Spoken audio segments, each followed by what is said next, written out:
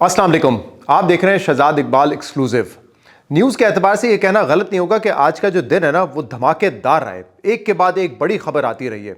और जब मैंने आज ये प्लान किया था कि मैं वीलॉग करूंगा तो मेरा इरादा था मैं बड़े तफसील से बात करूंगा श्रीलंकन टीम पे, जिनका हमें शुक्रगुजार होना चाहिए कि वो वापस नहीं गए उस इस्लामाबाद में जो धमाका हुआ उसके बाद। और हमने भी उनको कन्विंस किया, उनके बोर्ड ने कन्विंस किया, और ये जो सीरीज़ इस वक्त पाकिस्तान में उनकी जारी है वो कंटिन्यू रहेगी। लेकिन ये तो मेरा इरादा था, इसमें बात करूंगा बड़ी तफसील से, बड़ी इंटरेस्टिंग इस पर भी स्टोरीज़ हैं। लेकिन उसके बाद फिर खबरें आती रही। 27वीं तरमीम आज सेनेट से भी मंजूर हो गई, सदर पाकिस्तान उस पर दस्तखत भी कर देंगे। उस पर तफसील से बात करने जा रहे थे कि इसमें क्या मजीद नुकात को शामिल किया गया है। लेकिन फिर एक बड़ी खबर आ गई, और वो क्या थी? धमाकेदार खबर, जिसके खदशात का हम इजहार कर रहे थे कि ये हो सकता है, होता हुआ नजर भी आ रहा था। और वो है सुप्रीम कोर्ट के 2 सीनियर जजेस का इस्तीफा। एक तो सीनियर प्यून जज मंसूर अली शाह और दूसरे अथर मिनुल्ला, जस्टिस अथर मिनुल्ला। और तमाम लोग जो कि पिछले 2 दिन से ये ट्वीट्स भी कर रहे थे कि ये मुमकिन है कि इस्तीफ़ा आ जाए। लेकिन फिर भी आज जब ये इस्तीफ़ा आया तो सबको एक शॉक लगा है, एक झटका लगा है। और ये झटका किसी को ज़ाती तौर पे नहीं लगा है, ये झटका पाकिस्तान के आइन को लगा है, पाकिस्तान की जुडिशरी को लगा है, पाकिस्तान की हुकूमत को लगना भी चाहिए। और जो इस वक्त चीफ जस्टिस ऑफ पाकिस्तान है उनके लिए भी ये कोई झटके से कम नहीं होगा, क्योंकि ये दोनों जो जजेस हैं उनके ना सिर्फ कुलीग हैं बल्कि उनके अच्छे वाकिफ़ हैं। ये कह सकते हैं कि आप अच्छे दोस्त हैं। हम ख्याल इनको तस्वर किया जाता था एक ज़माने में। तो ये जो आज का इनका फैसला है ये उनके लिए भी एक बड़ा धचका है। फिर एक और खबर आ गई जिस पर मैं चाहूँगा कि अगले वीलॉग्स में भी बात करें। थोड़ा सा मुख्तसर बता देता हूँ मैं। 27वीं तरमीम मंजूर होने के बाद जो आर्मी एक्ट 2025 है उसमें भी तरमीम कर दी गई है, और उसका जो एक्ट है वो पास कर लिया गया है। इसमें क्या है? इसमें यह है कि आर्मी चीफ, जिनके पास अब चीफ ऑफ डिफेंस फोर्सेस का ओहदा है, उनके लिए अब एक नया नोटिफिकेशन जारी होगा चीफ ऑफ डिफेंस फोर्सेस का, जिसकी मुद्दत मुलाजमत होगी 5 साल। और इसका मतलब यह है कि जो उनका आर्मी चीफ का जो ओहदा है वो भी अगले 5 साल के लिए उनका टर्म अब तय हो जाएगा एक नए नोटिफिकेशन के मुताबिक। यानी वैसे ओरिजिनली जब वो 2022 में as an army chief appoint हुए थे तो 2025 नवंबर में उनकी रिटायरमेंट होनी थी। लेकिन 26वीं आईनी तरमीम में उसमें चेंज किया गया कि अब जितने भी आपके सर्विसेज चीफ हैं उनकी मुद्दत मुलाजमत 5 साल होगी।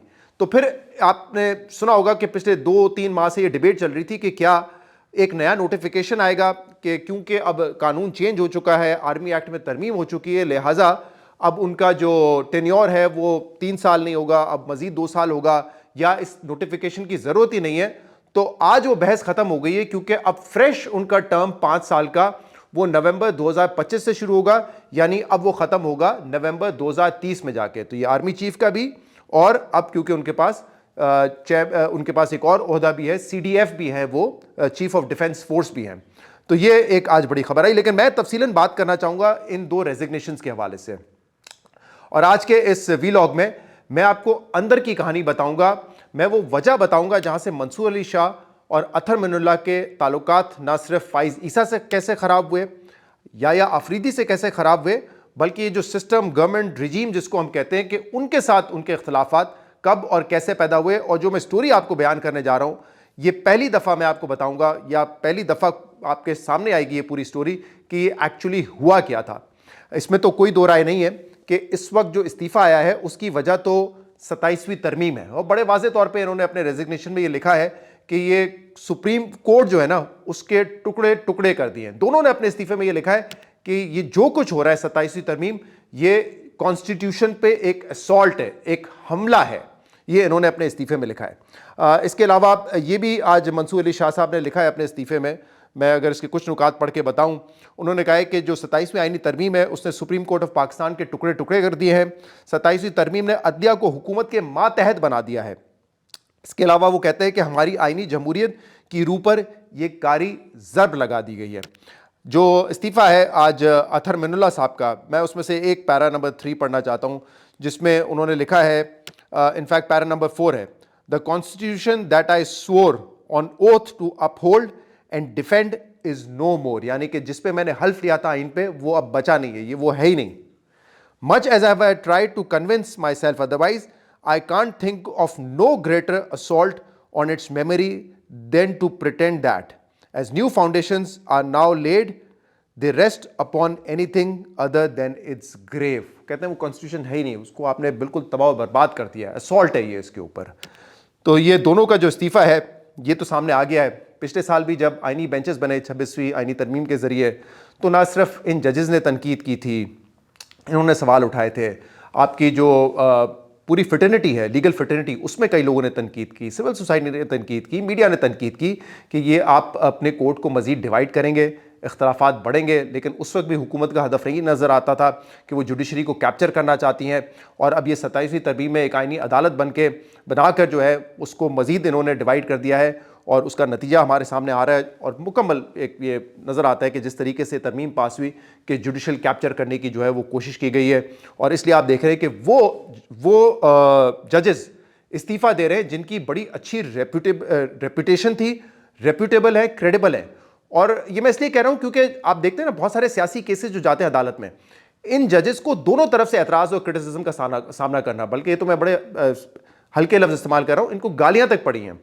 अतर मिनुल्लाह साहब ने जब एवनफील्ड अपार्टमेंट के केस में नवाज शरीफ को एक डिटेल्ड ऑर्डर के ज़रिए उनकी जो सज़ा थी सस्पेंड की थी, पीटीआई ने उनका ऐसी की तैसी कर दी थी, बड़ी तनकीद की थी उनके ऊपर। इमरान खान को जब बुलाया एक मजिस्ट्रेट को कहने के ऊपर, उनके ऊपर तनकीद या उनको मुबैना धमकी देने के केस में, उस वक्त उनको बड़ा जो है मुश्किलात का सामना करना पड़ा। फिर जब हुकूमत ख़त्म हो रही थी पीटीआई की, तो आपको याद होगा कि वो इस्लामाबाद हाई कोर्ट खुल गई, पीटीआई ने उन पर बड़ा क्रिटिसिज्म किया। वही क्रिटिसिज्म जब ये इन्होंने इस्लामाबाद में आए, इस्लामाबाद हाई कोर्ट से ये सुप्रीम कोर्ट में आए, तो आपने देखा कि नून लीग ने इनके ऊपर शुरू कर दिया। चाहे वो पोजीशन हो 6 जजेस के ख़त के हवाले से जो इन्होंने ली, या जब रिजर्व सीट्स की जजमेंट आई उन्होंने जो पोजीशन ली, तो उस वक्त नून लीग भी इनके पीछे पड़ गई। इसी तरह मंसूर अली शाह के ऊपर बड़ी तनकीद हुई पीटीआई की तरफ से, जब 2 असेंबलियां तहलील हुई, और मंसूर अली शाह साहब उन जजेस में थे जिन्होंने हिमायत नहीं की थी कि फौरी तौर पे इन दोनों असेंबलीज में इलेक्शन करवाए जाएं। पीटीआई ने उनको बड़ा बुरा भला कहा। फिर रिजर्व सीट का जब फैसला आया तो आपने देखा कि नून लीग इनके पीछे पड़ गई। तो इसलिए मैं कह रहा हूं ये दोनों ऐसे जजेस हैं जो अपने तौर पर असूली फैसले करते हैं, आइन को समझते हैं, और एक अच्छी साख, एक अच्छी रेपुटेशन है इनकी। तो दोनों तरफ से इनको तनकीद का सामना करना पड़ता है। तो अब मैं ज़रा आपको एक स्टोरी बताता हूं कि एक्चुअली ये जो ताल्लुकात हैं ये ख़राब कैसे हुए। पहले अतर मिनुल्लाह साहब की बात करते हैं। अतर मिनुल्लाह साहब जो है बहुत ही एक प्राइड लेते हैं इस बात में कि इस्लामाबाद हाई कोर्ट में, जिसके वो चीफ जस्टिस रहे, उन्होंने उसको एक अलग से जजीरा बना दिया था जहाँ पे इंडिपेंडेंट जजेस हों, जो कि आइन और कानून के मुताबिक फ़ैसले करते हों, जो कि जिनकी किसी सियासी जमात से कोई कुर्बत या वाबस्तगी ना हो। तो वो एक बड़ा प्राइड फील करते थे कि अगर कोई सहाफ़ी आता है, कोई सियासतदान आता है, तो उसको यहाँ से, इस अदालत से, इस्लामाबाद हाई कोर्ट से आइन और कानून के मुताबिक इंसाफ मिलेगा। हम ह्यूमन राइट्स की, ख़वातीन के राइट्स का ख़ास ख्याल रखेंगे। वो समझते हैं कि इस किस्म के जजेस जो हैं वो इस्लामाबाद हाई कोर्ट में मौजूद थे, जो कि इंडिपेंडेंटली फ़ैसला कर सकते हैं। फिर आपको याद है कि मामला आया इस्लामाबाद, जब ये एलिवेट हो गए थे सुप्रीम कोर्ट में, उस वक्त ये मामला आया कि जो 6 जजेस थे इस्लामाबाद हाई कोर्ट के, जिन्होंने ख़त लिखा सुप्रीम कोर्ट के चीफ जस्टिस को भी लिखा, हुकूमत को बताया कि देखें हमें हमारे काम में इंटरफेरेंस हो रही है। एक जज के बाकायदा घर से कैमरेज निकले थे, उन्होंने ये शिकायत की। तो इन 6 जजेस ने जब अपने रेजर्वेशंस का इजहार किया, तो उस वक्त जस्टिस अतर मिनुल्लाह सुप्रीम कोर्ट के, उन्होंने ये मशवरा दिया था कि हमें जो भी रेलिवेंट एजेंसीज़ हैं, चाहे वो डीजीआई हों या दूसरी एजेंसीज़ हों, उनको बाकायदा नोटिस देने चाहिए, उनको तलब करना चाहिए और इस मामले की जड़ तक पहुंचना चाहिए। ये अतर मिनुल्लाह साहब की राय थी। लेकिन फ़ाइज़ ईसा साहब ने उस बात पे इनकार कर दिया। फ़ाइज़ ईसा साहब उस वक्त चीफ जस्टिस ऑफ पाकिस्तान थे। मैं बहुत लेंथ में नहीं जाऊँगा उस वक्त क्या रोल था, आपको पता है कि सारा मामला उठा, एक फुल कोर्ट में उठा, लेकिन जिस तरीके से उस पर रिएक्ट किया गया, तो उससे ये बड़ा वाज़ेह था कि फ़ाइज़ ईसा और हुकूमत संजीदा ही नहीं थी कि इस मैटर के हम एंड तक पहुँचें और इसकी जड़ तक पहुँचें। लेकिन उस वक्त अतर मिनुल्लाह के जो इख्तलाफात हैं वो काजी फ़ाइज़ ईसा से शुरू हो चुके। फिर आपने देखा कि जिस तरह फ़ाइज़ ईसा साहब अपने दूसरे सीनियर ब्रदर जजेस के ख़िलाफ़ ख़त लिखते थे, अतर मिनुल्लाह साहब ने भी वो किया। इसके बाद जब याया अफरीदी साहब आए बतौर चीफ जस्टिस, तब भी अतर मिनुल्लाह साहब का ये प्रेशर उन पे था, और क्योंकि उनके ताल्लुकात बड़े अच्छे थे, वो प्रेशर मुसलसल था कि हमें इंडिपेंडेंट जुडिशरी के लिए आवाज़ उठानी चाहिए, हमें इस पे कदम उठाना चाहिए, और जो इस्लामाबाद के जजेज हैं उनके साथ खड़े होना चाहिए। लेकिन ऐसा कुछ नहीं हुआ। तो यहाँ से हमने देखा कि अतर मिनुल्लाह की जो रेजर्वेशंस हैं अपने जो सीनियर जजेस या चीफ जस्टिस हैं उनके साथ भी बड़ी, और इस रजीम के साथ भी उनके जो है इख्तलाफात पैदा होने लगे। फिर मंसूर अली शाह साहब की बड़ी इंटरेस्टिंग कहानी है, क्योंकि ये सेट था कि जब काजी फाइज ईसा साहब ने रिटायर होना था तो सीनियर मोस्ट जज जो थे वो मंसूर अली शाह थे और उन्होंने चीफ जस्टिस ऑफ पाकिस्तान बनना था, लेकिन ये हो नहीं सका। अब जो पब्लिक आय में हुआ वो तो हम सबको पता है, पीछे की स्टोरी क्या है मैं आज वो पहली मर्तबा आपको बताने जा रहा हूं। जब इलेक्शंस हो गए फरवरी 2024 के, और जिस तरीके के इलेक्शन हुए हम सबके सामने थे, उसमें फॉर्म 47 का इस्तेमाल हुआ, नून लीग की एक माइनॉरिटी थी उसको मेजॉरिटी में तब्दील कर दिया गया, और उसके बाद आपको पता है एक सारा प्रोसेस शुरू होता है कि जो ट्रिब्यूनल्स बनते हैं उनके खिलाफ आप जाते हैं, हर जो भी हल्का होता है वहाँ पे एक मामला चलता है कि क्या ये इलेक्शन ठीक हुए या नहीं हुए। लेकिन आपने देखा कि वहाँ पे भी हुकूमत ने एक के बाद एक कानून बदल के उसको लिटरली इनइफेक्टिव बना दिया था, और पीटीआई बड़ा शोर मचा रही थी कि हमें इंसाफ मिलना चाहिए, ये इलेक्शन हम जीते हैं।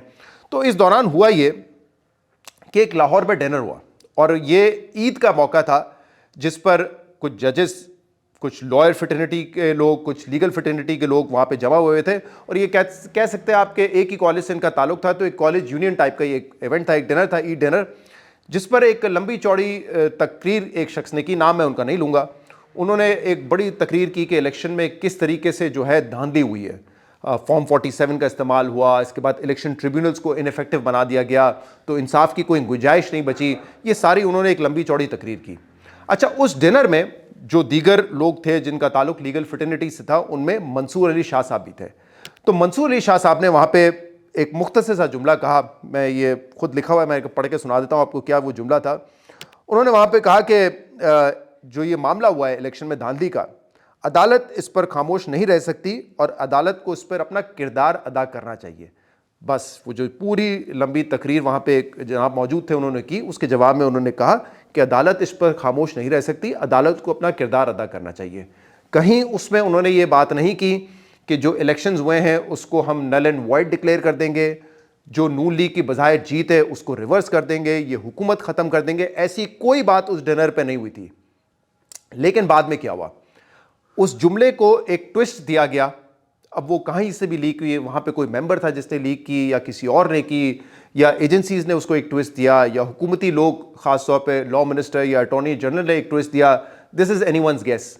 लेकिन जो बात बाद में सामने आई और वो कहीं ना कहीं पब्लिक फोरम पे भी डिस्कस होती रही, वो बिल्कुल बदल चुकी थी। वो ये थी कि मंसूर अली शाह तो जो है वो एक्ट कर रहे हैं बतौर पीटीआई लीडर, और उन्होंने तो थ्रेटन किया है, धमकी दे दी है कि जब वो चीफ जस्टिस बनेंगे तो वो इस इलेक्शन को नल एंड वॉइड कर देंगे, ख़त्म कर देंगे। ये बातें आपने सुनी होंगी, ख्वाजा आसिफ साहब ने भी की थी कि खदशात है कि मंसूर अली शाह साहब ये कर देंगे। बिलावल भुट्टो जरदारी साहब ने एक मौके पे कहा कि नहीं, मंसूर अली शाह जो है वो अपने जजेस को कंट्रोल नहीं कर पाएंगे, इस तरह की बात की। तो ये बातें जब ट्विस्ट होके सामने आई तो फिर हुकूमत ने भी एक जहन बना लिया और इदारों ने भी एक जहन बना लिया कि अगर मंसूर अली शाह साहब आ गए तो ये इलेक्शन तो नल एंड वॉइड हो जाएंगे और हुकूमत का खात्मा हो जाएगा। ये सारी स्टोरी यहाँ पे शुरू हुई थी उस डिनर पे, जबकि उन्होंने कोई ऐसी बात नहीं की थी। उनका जुमला बड़ा नॉर्मल था, जो कोई भी सुनता तो यही कहता कि इतनी बड़ी धांधली हुई है, तो उन्होंने कहा अदालत का एक किरदार है वो होना चाहिए, लेकिन उसको एक एंगल दे दिया गया। फिर इसके बाद क्या हुआ, इसके बाद रिजर्व सीट का मामला था। पेशावर हाई कोर्ट का एक फैसला था, उन्होंने सुन्नी इत्तेहाद काउंसिल को इनकार कर दिया था, उनके खिलाफ फैसला दे दिया था कि रिजर्व सीट आपको नहीं मिल सकती।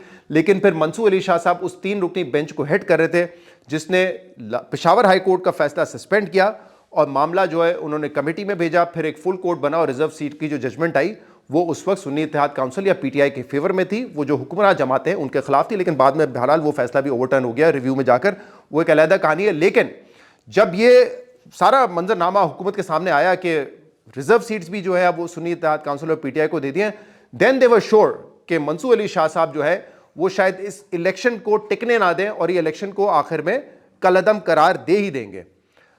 तो फिर कुछ कोशिशें हुई राब्ता करने की मंसूर अली शाह साहब से, और हमारे ज़राए बताते कि अटॉर्नी जनरल और लॉ मिनिस्टर आज़म नज़ीर दारर ने उनसे राब्ता किया और उनसे अश्योरिटी लेने की कोशिश की कि बस आप ये अश्योरिटी दे दें कि अगर आप चीफ जस्टिस बन जाएंगे तो उससे इस निज़ाम को ख़तरा नहीं होगा, निज़ाम को ख़तरा नहीं होगा, ये अश्योरिटी दे दें। लेकिन मंसूर अली शाह साहब ने किसी मौके पर उनकी इस दरख्वास्त को एंटरटेन नहीं किया, ना उन्होंने हाँ कहा ना उन्होंने ना कहा। उन्होंने इस इशू पे कोई डिस्कशन ही नहीं की, यानी कि हुकूमती लोगों से कोई कमिटमेंट उन्होंने नहीं की कि ये मैं इलेक्शंस को छेड़ूंगा या इलेक्शंस को नहीं छेड़ूंगा, ये कोई बात ही नहीं की उन्होंने। लेकिन उस वक्त तक हुकूमत और ये निज़ाम जो है वो फैसला कर चुका था कि अब मंसूर अली शाह हमें एक्सेप्टेबल नहीं है। और फिर आपने देखा 26वीं तरमीम में जो तरीक़ेकार है चीफ जस्टिस बनने का, उसी को तब्दील कर दिया गया। पहले सीनियर मोस्ट था, वो चीफ जस्टिस बनते थे, फिर उन्होंने कहा अब 3 रुकनी कमेटी होगी और फिर जो है उसमें से फैसला होगा कि कौन जो है वो चीफ जस्टिस बनेगा। और वो पार्लिमानी कमेटी है जिसमें हुकूमत की फ़िलहाल मेजॉरिटी है, क्योंकि उस हुकूमत की उसमें मेजॉरिटी है, और उन्होंने जो है याह्या आफरीदी साहब को chief justice of Pakistan declare कर दिया। तो यहाँ से ये सारा मामला शुरू हुआ। याह्या आफरीदी साहब से भी इख्तलाफात बढ़े, फ़ाइज़ ईसा साहब से तो पहले ही बढ़ चुके थे। इवन जब ये 6 जजेस का मामला आया था या जब ये रिजर्व सीट वाली जजमेंट थी, तो ये पूरी एक कहानी थी, एक डिनर से शुरू हुई।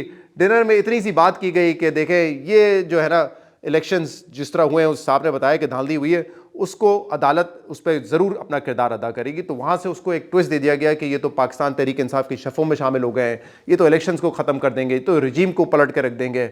और इसीलिए वहाँ पर फिर एक तैयार हुई कॉन्स्पिरेसी के कैसे इनको चीफ जस्टिस नहीं बनने देना है। और आज मेरे ख्याल से उसका इख्तिताम हुआ है जिसमें उन्होंने अपना इस्तीफ़ा दे दिया है। अब याह्या आफरीदी साहब के लिए चीफ जस्टिस ऑफ पाकिस्तान, वो अभी भी चीफ जस्टिस ऑफ पाकिस्तान हैं, ये एक अलग आज नया ट्विस्ट सामने आया है। तो उनके लिए अच्छी खबर नहीं है। वो अपने ब्रदर जजेस को, जो बाकी जजेस हैं, क्योंकि आज एक और जज है सलाउद्दीन पवर साहब, उन्होंने भी 27वीं तरमीम के ख़िलाफ़ ख़त लिखा है। कराची बार ने, सिंध बार ने, सिंध हाई कोर्ट बार ने, वहाँ पे बड़ी रिजर्वेशंस हैं, मुख्तलिफ बार्स में बड़ी रिजर्वेशंस हैं।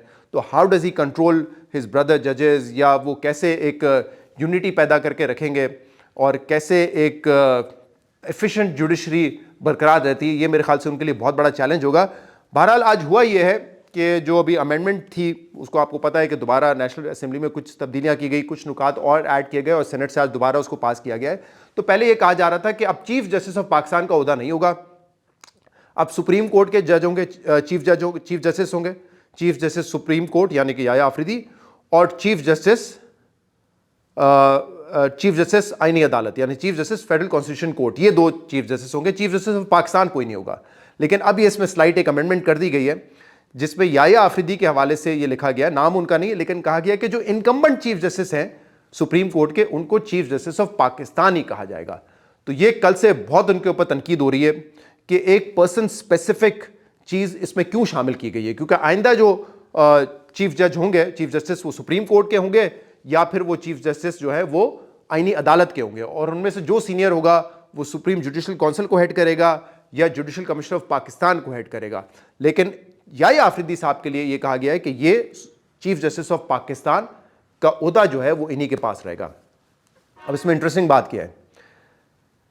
इंटरेस्टिंग बात यह है कि जो पहला मंसूर अली शाह साहब का खत था उसमें उन्होंने कहा था कि एक बड़ा चेंज आने जा रहा है जब जुडिशरी में, तो फुल कोर्ट होना चाहिए और एग्जीक्यूटिव से इस पर डिस्कशन होनी चाहिए कि इतनी बड़ी तब्दीली आ रही है। ऑब्वियसली जुडिशरी स्टेक होल्डर है, तो क्या उनको एतमाद में लिया गया है, कोई डिस्कशन हुई है? तो उन्होंने ये लेटर लिखा था याह्या आफरीदी साहब को, 8 तारीख का था गालिबन, कोई याह्या आफरीदी साहब ने जवाब नहीं दिया।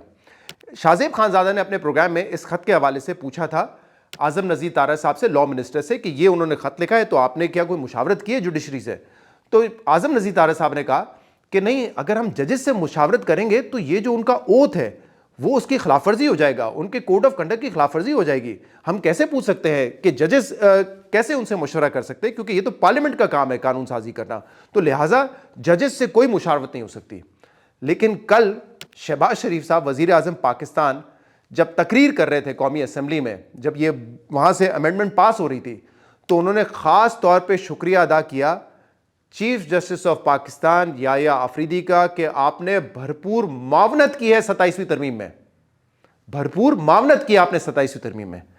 अब प्राइम मिनिस्टर उनको खराज तहसीन पेश कर रहे हैं, उनका शुक्रिया अदा कर रहे हैं, और लॉ मिनिस्टर कह रहे हैं कि जजेस से बात करने का मतलब है कि उनके कोड ऑफ कंडक्ट की खिलाफवर्जी हो जाएगी।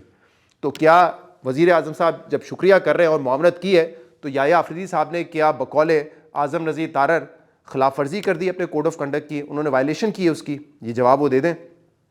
तो आज मेरे ख्याल से ये 2 फैसले हुए ना, हुकूमत ने बड़ी मुश्किल में डाल दिया याह्या आफरीदी साहब को, उनकी साख पे सवाल उठा दिया है इनकम्बेंसी यानी कि एक पर्सन स्पेसिफिक कानून पास करके, और दूसरा उनका शुक्रिया अदा करके, क्योंकि दूसरे जजेस एक्सपेक्ट कर रहे हैं कि याह्या आफरीदी साहब आप बात करें एग्जीक्यूटिव से और इस पर मुशावरत होनी चाहिए, फुल कोर्ट बुलाएं आप। लेकिन पता ये चलता है, शहबाज शरीफ साहब आके बताते कि वो तो भरपूर ताउन कर चुके हैं याह्या आफरीदी साहब इसमें। तो याह्या आफरीदी साहब के लिए इसलिए मैं कह रहा हूँ कि आने वाला वक्त इतना आसान नहीं होगा।